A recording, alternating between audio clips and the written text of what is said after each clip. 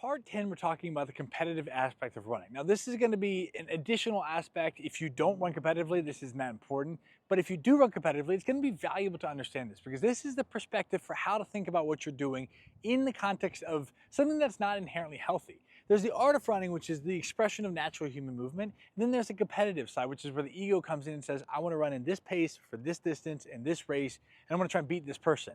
Now, that's going to go beyond what you necessarily could run. Maybe you're not as strong enough, or you can't run that far, or you can't run that pace. Those are not questions you entertain because you have a specific goal. So at some point with competitive running, you're going to push your capacity up higher and higher and higher to be able to hit some goal. Now, the first thing to remember is that when people get into running, it oftentimes starts off as a pursuit of, they want to get healthy, they want to get in shape, they want to challenge themselves, they want to do something that's difficult. And so they go in the process of like, okay, maybe I can go from walking to running a mile to running a 5K to running a half marathon. And so they go through this process of more. The problem is that that becomes a trap where there's always something more that you could do. You can always run a marathon or a double marathon or an Ironman or an ultra marathon. And so you'll see people that end up using running as a proxy for self-development, and it's like it becomes an addiction by another name. And so then they get stuck into the fact where they're beating their body up and their knees hurt, their feet are shot, their hips are broken, their spine is stiff, where they keep running and running and running because they don't know what else to do because they need something to scratch the itch.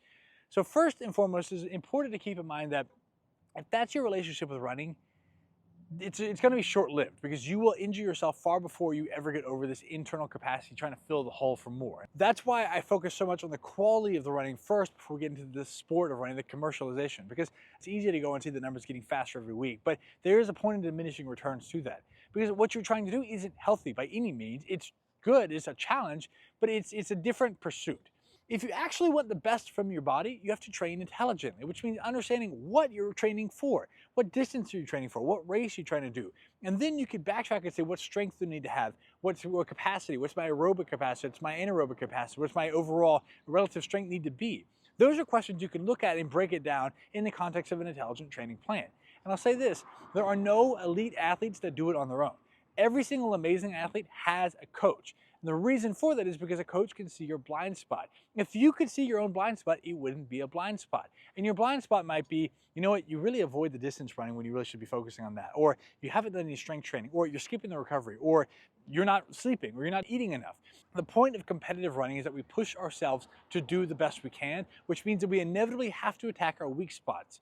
And because they're weak, because they're blind, we like to avoid them and ignore them. But that means we're not actually challenging ourselves. And the point of competing is to see how well you can perform in any one thing, which means you have to grow across the board. But before you can even ask that question, you have to have an awareness of what it is you need to train and develop. Whether it's strength, whether it's your plyometric athletic capacity, whether it's your cardiovascular capacity, whether it's recovery, those are all tools you have with a plan.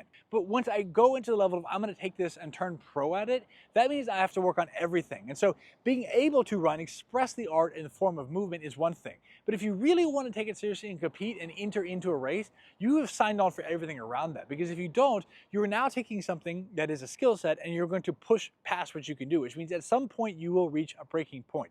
You're either your body, your strength, your joints, your ability, your lungs. You'll have to push past what you can do. That means that if you're not careful, you will end up getting hurt. So when you run competitively, take it seriously.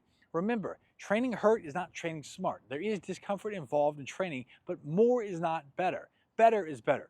Focus on the quality first, take it seriously with everything around that, and then build up on that foundation.